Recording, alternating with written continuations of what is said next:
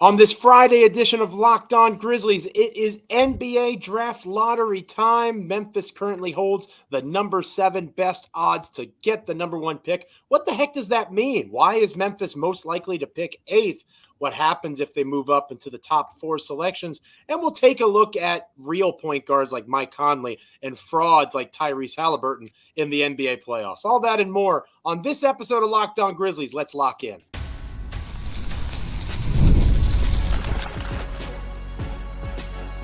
You are Locked On Grizzlies, your daily Memphis Grizzlies podcast, part of the Locked On Podcast Network, your team every day. It is Friday. You've got to get down on Friday. A wise philosopher once said, fun. We're looking forward to the weekend here on Locked On Grizzlies. But before we get there, dear listener, dear viewer, we have a Friday edition of the podcast here for you. The dynamic duo once again rides. It is I, Joe Mullinax, and my co-host, noted award-winning beat writer covering the Memphis Grizzlies for the Commercial Appeal, and noted pickup basketball analyst, Damichael Cole. And if you don't know, you need to have a better relationship with Damichael Cole, and you can get all sorts of insights on how to be better at pickup basketball. I could use tips for sure. This episode of Locked On Grizzlies is brought to you by PrizePicks, the easiest and most exciting way to play daily fantasy sports. Go to prizepicks.com/LockedOnNBA and use the code all lowercase LockedOnNBA for a first deposit match up to $100.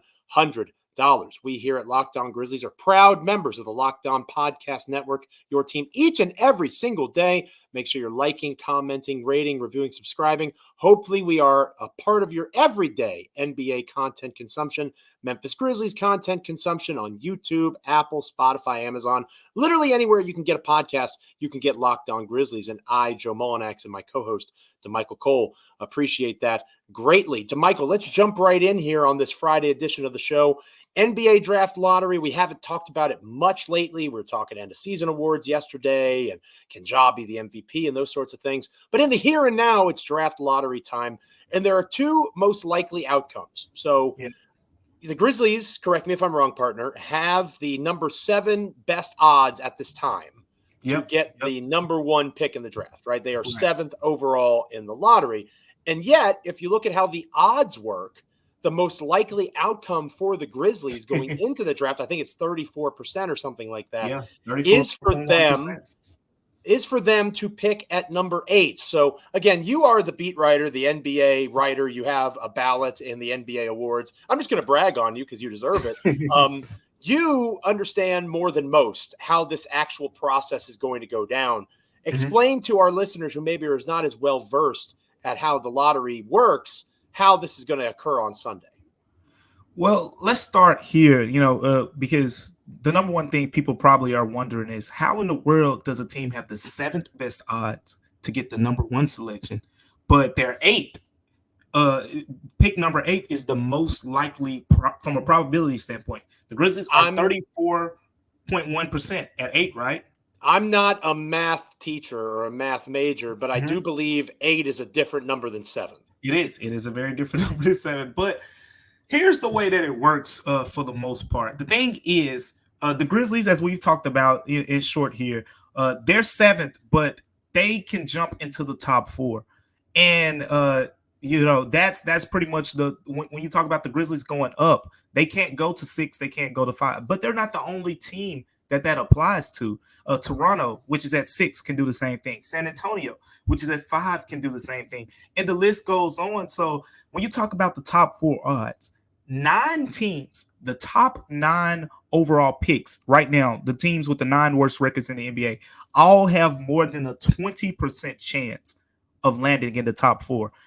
For example, Detroit at number 1 is 52.1%. Washington is 52.1%. Charlotte is 50.3%. Portland, which is currently the 4th worst record in the NBA, is 50%.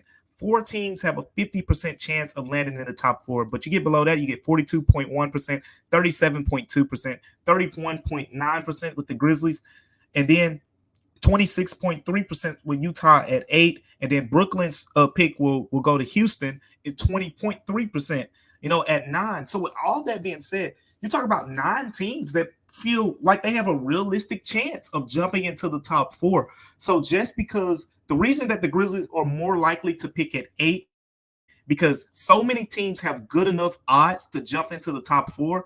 Remember, if one of those teams, it's basically the reason that 8 is a more probable landing spot than 7, because of the idea that the team that's 8, the team that's 9th, 2 teams that we just said have more than a 20% chance of jumping into the top 4. If one of those teams jumps into the top 4, it automatically pushes the Grizzlies back to 8.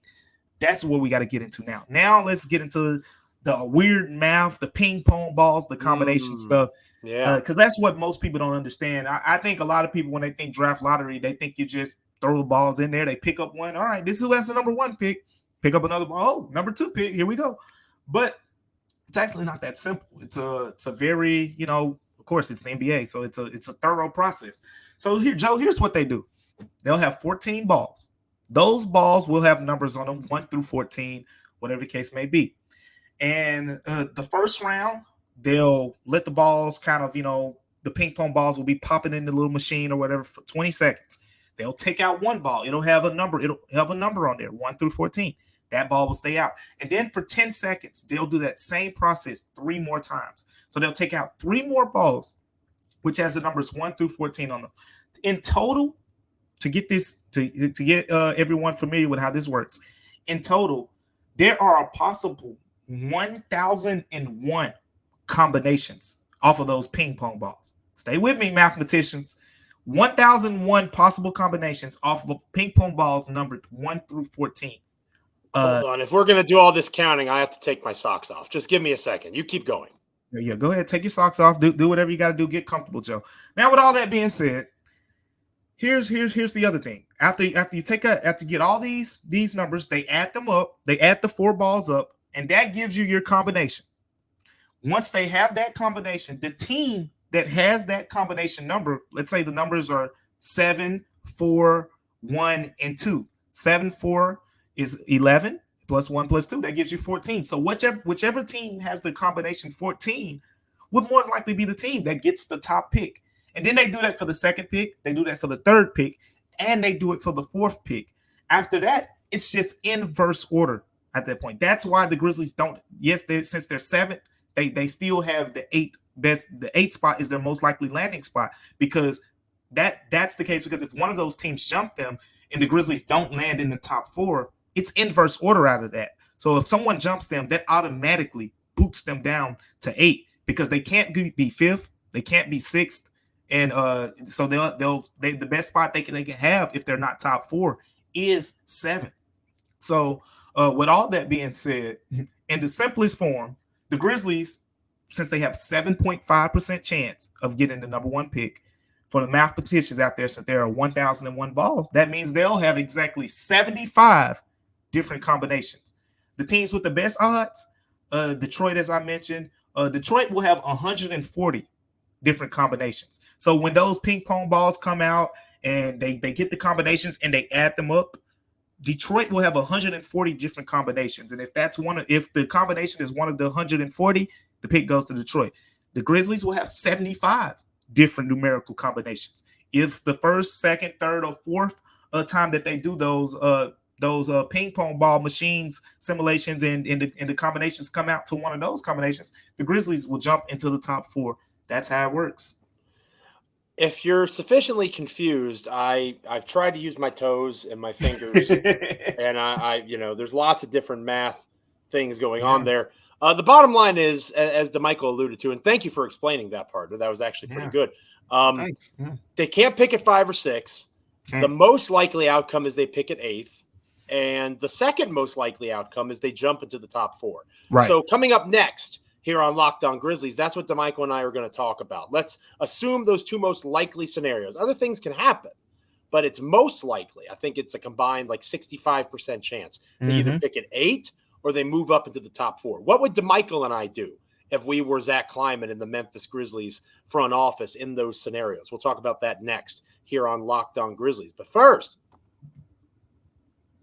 this episode of Locked On Grizzlies is brought to you by the good folks over at PrizePicks. March has come and gone. We're into May, but the biggest moments that exist in the world in terms of basketball at this moment are the NBA playoffs. March Madness may have come and gone, but you can still get some good playoff action both with the NBA and hockey right now, and you can get it on over at PrizePicks. You can win up to 100 times your money on PrizePicks with as little as 4 correct picks. You can turn $10 into $1,000. Again, basketball, hockey, all sorts of good options out there with PrizePicks. If you haven't played PrizePicks before, it is America's #1 fantasy sports app, and you most certainly should check it out.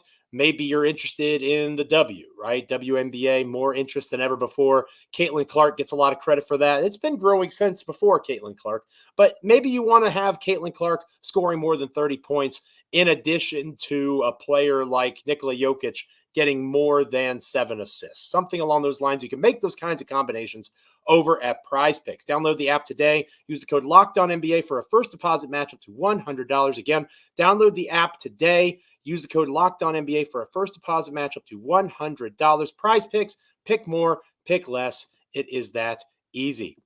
This episode of Locked On Grizzlies is also brought to you by eBay Motors. Passion, drive, patience. The formula for winning championships is also what keeps your ride or die alive.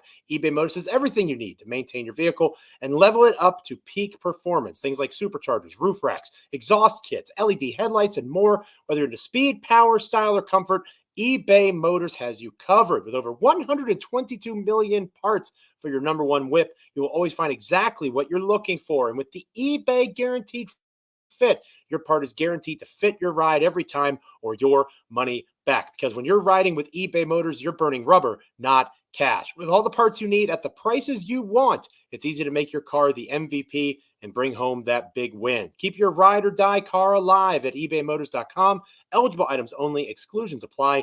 eBay Guaranteed Fit only available to United States customers. All right, Damichael, so you outlined the math. You talked us through all the possibilities. And again, we've landed on 2 most likely scenarios that we'll focus on in this part of the show. The idea of Memphis as a 8 pick overall, which is the most likely outcome. And then the next most likely outcome is a combination of the top 4 picks, right? So again, other things can happen, but for the sake of ease in a 30-minute show, we're going to talk about number 8 and jumping into the top 4. And let's start with number 8. Our good friend Parker Fleming over at I always mispronounce that name. Yeah, just say Substack. Substack. Parker Fleming Substack. There we go. Is wonderful if you don't already subscribe. And he did a great piece summarizing and going through all the different possibilities. And he had Mavs Draft, who is one of my personal favorite draft folks as well, kind of talk through who he saw going if the lottery worked out a certain way. And I felt like that was very advantageous for Memphis because in those scenarios, he had guys like a guy like Reed Shepherd still on the board at 8. And for all of my disdain around small guards who can't play with Ja Morant, I feel like trying to win a championship or not? That's fair. That is exactly what I say. Assuming Memphis picks at 8, and if Reed Shepherd is still on the board, I would have a hard time believing that. And it's hard to not take that guy in that spot, right? Again, that's pretty good value at the number 8 overall pick. Same thing as Stephon Castle is still on the board. I think in the scenario that Parker had, both of those guys were still there. Kleiman's probably running to the podium trying to pick either of those guys because I think you can make legitimate arguments, even though they're not who I personally want. Yeah. I'm not going to kick and scream if those are the picks. How do you feel about using that pick at 8? Obviously, we can talk about a trade, but it takes 2 to tango there. And maybe if somebody loves Reed Shepherd, they'll try to move up in that particular kind of circumstance, partner.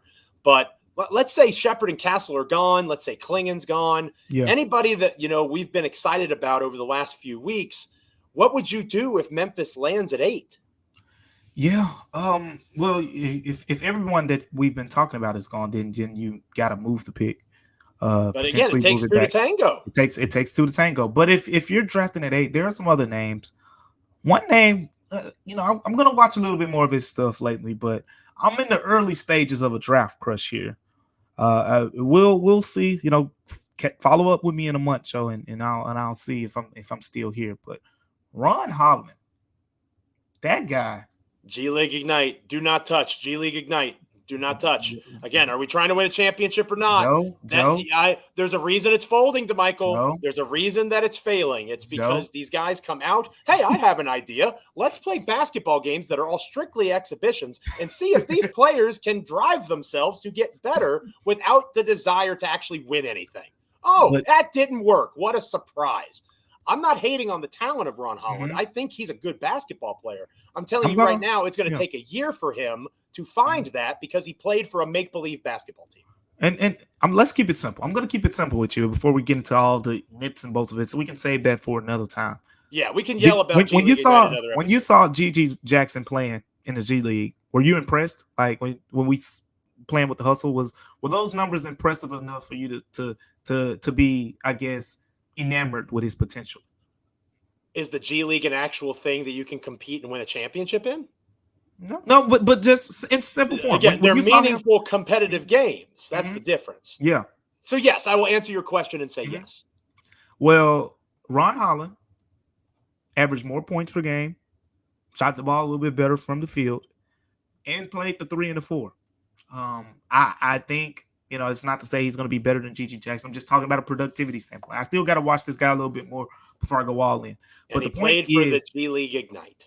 He played for the G League Ignite. Like Joe just said, the make-believe team that's not going to be here after this year. So with all that being said, I think that's a guy that I would be okay with at this point in time, at number 8, of course, and whatnot. But it's still a lot more, got to be seen. We got the combine stuff coming up and all that and whatnot. But Ron Holland, I mean, simply because he plays the 3 and the 4, and just as sold as me and you are on the 3 spot, as the days go by into the summer, Joe, I'm starting to feel like there needs to be something done for the Grizzlies at the 4 spot. I don't know what it is, but Jaren Jackson Jr., Santi Aldama, potentially maybe G.G. Jackson plays a lot of the 4 next season, whatever. But something's got to be done for me to feel confident about that spot. So maybe that's the spot that you address at number 8. And Ron Holland seems like a guy who could factor into that conversation. But you know what?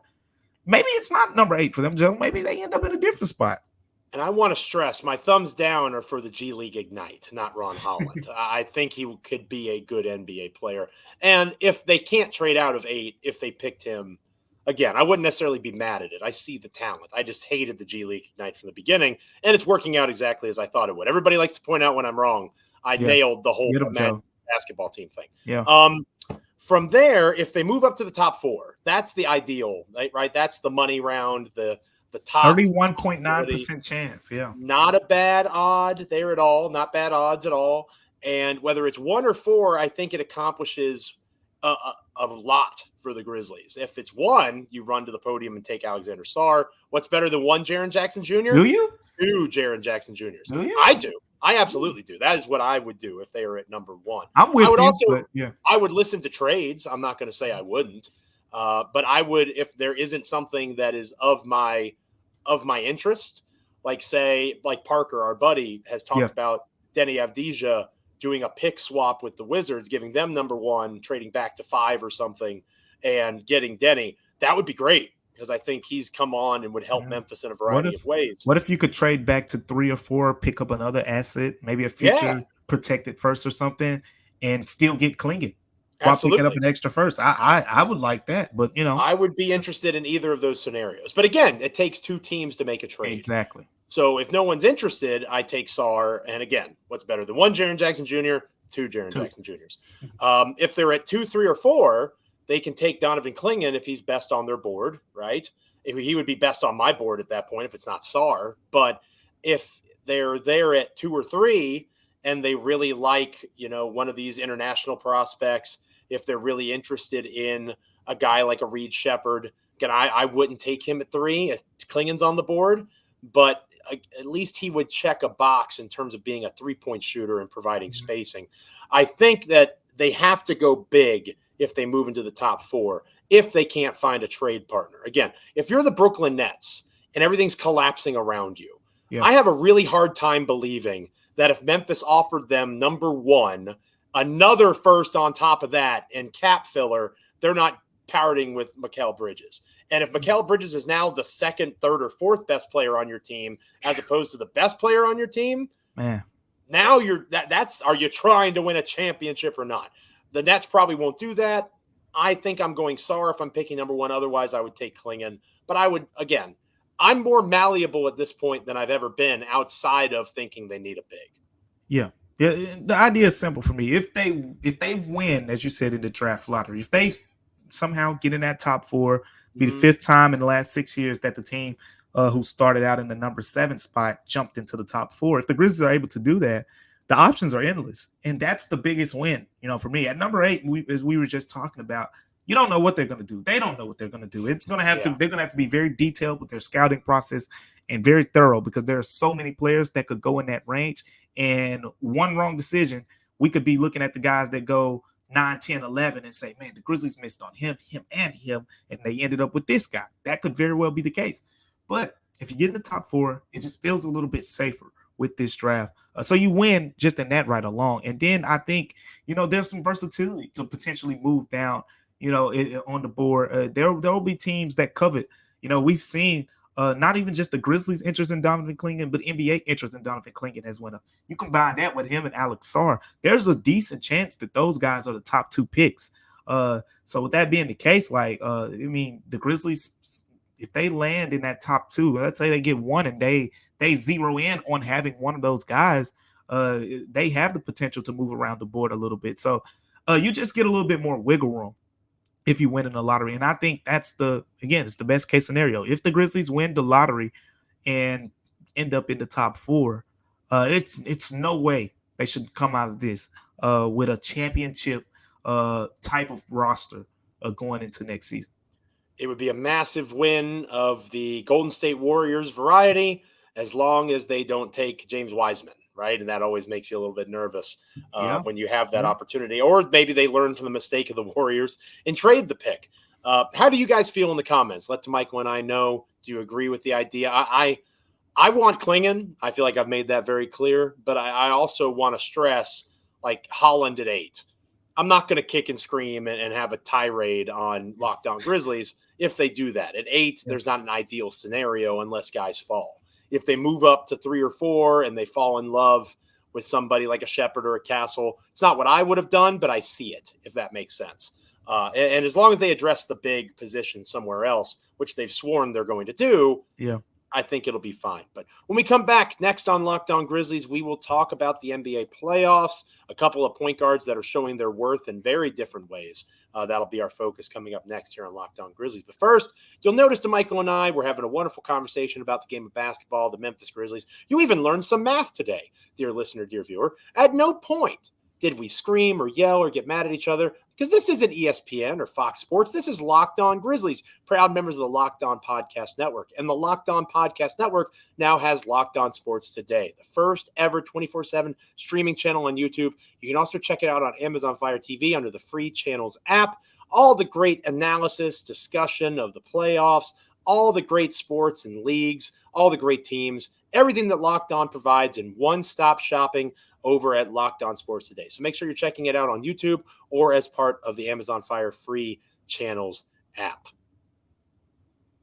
This episode of Locked On Grizzlies is brought to you by Monopoly Go. I know. You guys are probably getting tired of hearing about Monopoly Go. But if it's good enough for JJ Redick, it's good enough for us here at Locked On Grizzlies. And there's a lot of things that I would love to do with JJ Redick, not just him, but Damichael and all of my friends in terms of Monopoly Go. Time, tournaments, building boards together, winning as much as you can, and unlocking awesome prizes like unique stickers, cool playing pieces, and hilarious emojis to taunt all the suckers that you beat along the way. Plus, Monopoly Go feels new and exciting each and every day with constantly changing tournaments and challenges. There's always new timed events that can help you win big, massive multipliers for everything you win, rent frenzies, and there's even mini games like digging for treasure or a robot pachinko machine. There's always something fun to discover in Monopoly Go, and you never know who you'll be playing with online. It could be Locked On host, or it could be JJ Redick.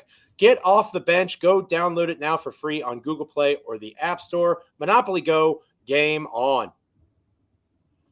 When we come back here on Locked On Grizzlies, finishing out the show, talking about a real point guard in Mike Conley and a pretender in Tyrese Haliburton. Stick with us. Welcome back to Locked On Grizzlies. I am Joe Mullinax, joined on this episode by my co-host, Damichael Cole, the Commercial Appeal. This episode's been wonderful. We learned how the draft lottery worked, if we didn't already know. We talked about what Memphis should do if they land at 8, what they should do if they get into the top 4. And obviously on our Monday edition of the podcast, we'll have all the draft lottery reactions. I believe it's Tayshaun Prince of the Grizzlies front office that is representing Memphis at the lottery itself. We'll get all the takeaways from Damichael, everything he learned and heard over at the Commercial Appeal. So much more on our Monday episode. But before we get to the lottery, Damichael, I have a hot take, okay? And I haven't given too many hot takes. I've been very disciplined lately. But I feel like on this Friday, I'm going to... We're overdue for one, Joe. It's about that time. And I don't even know if I fully believe it. I'm just so anti what I heard earlier in the year that I think it's pushing me to the other end of the extreme. Time to cook then, yeah. Cook. I don't know if people are going to let me cook or not in the comments, but I'm going to give this a shot. Okay. I would rather, if I were having a playoff team today, have Mike Conley as my starting point guard than Tyrese Haliburton. Because here's why. Because Mike Conley on the Minnesota Timberwolves understands his role very clearly. Mike Conley executes that role like a veteran does. He's not afraid of the moment. He had his freaking face broken about a decade ago, and that didn't stop him.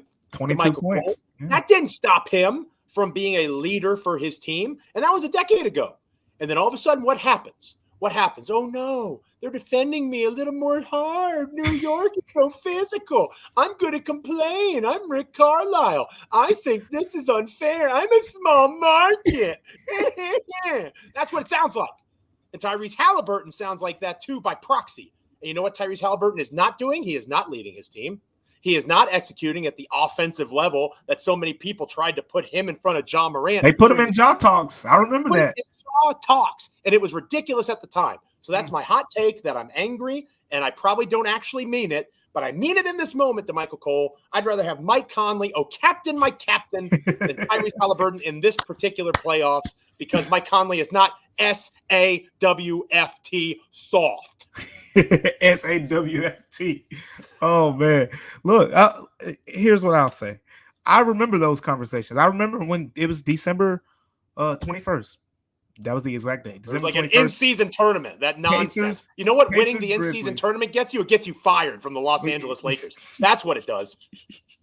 Really important tournament, Adam Silver. That's exactly the what biggest joke of a commissioner in sports. Great job.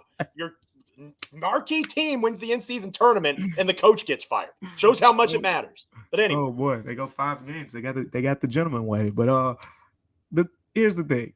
Tyrese Haliburton.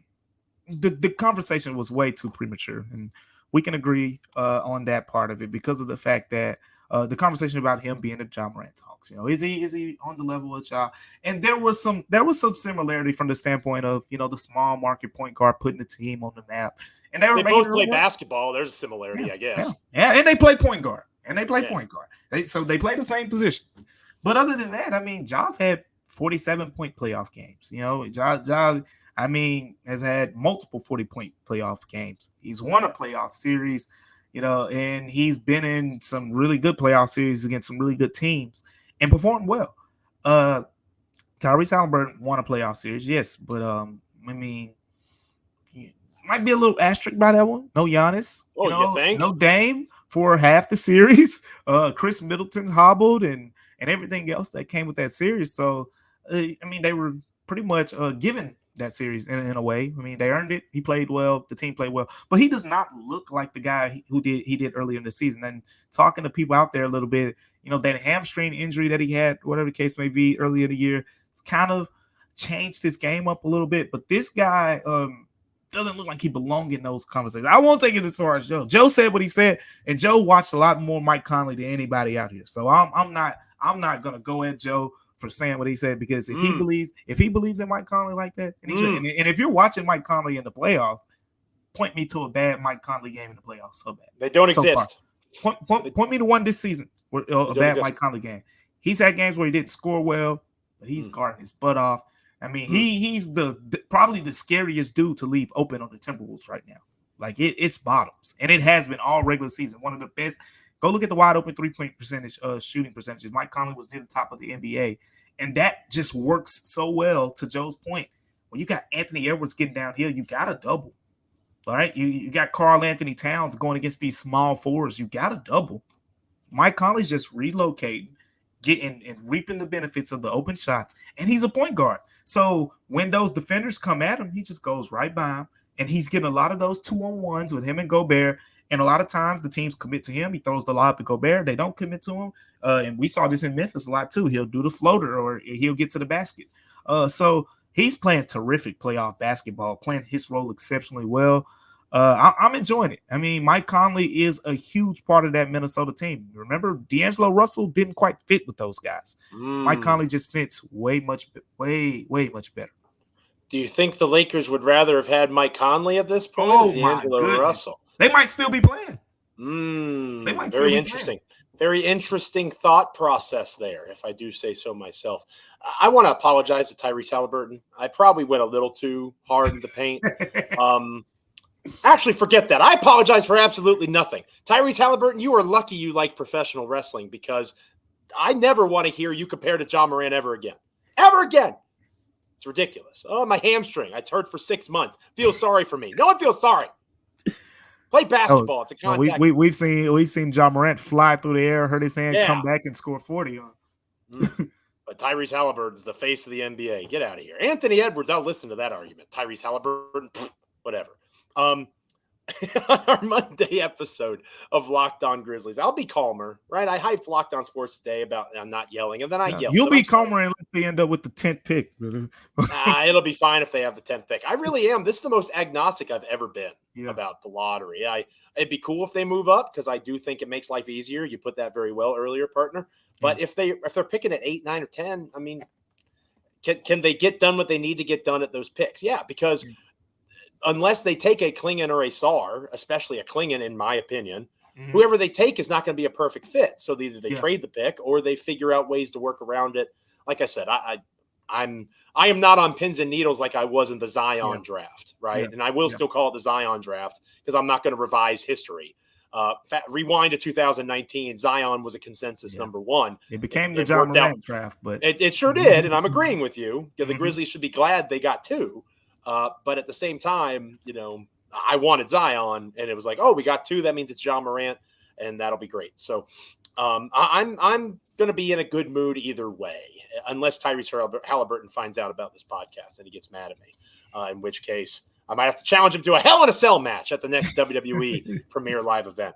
But anyway, we'll talk NBA draft lottery and all that fun stuff the next time we're together here on Locked On Grizzlies. It's going to be a blast. Make sure you're checking out all the great coverage of the Memphis Grizzlies that Damichael provides over at the Commercial Appeal. Follow him on X at Damichael C. You can follow me on X at Joe Mullinax. Like, comment, rate, review, subscribe wherever you get your podcast, Apple, Spotify, Amazon, YouTube. Leave us a comment. Let us know how we're doing, how we can make the show better, of course. And hopefully you're an everydayer. You come back on Monday and then Tuesday, and every time an episode drops here on Locked On Grizzlies. For Damichael, I am Joe. Until next time, have a wonderful weekend. Hopefully the weather's beautiful. You're able to get outside, enjoy the spring. If not, stay inside, watch some movies, watch the NBA draft lottery, and catch up on Locked On Grizzlies. Until next time, he's Damichael. I'm Joe. Like, comment, rate, review, subscribe, and we'll catch you next time here on Locked On Grizzlies.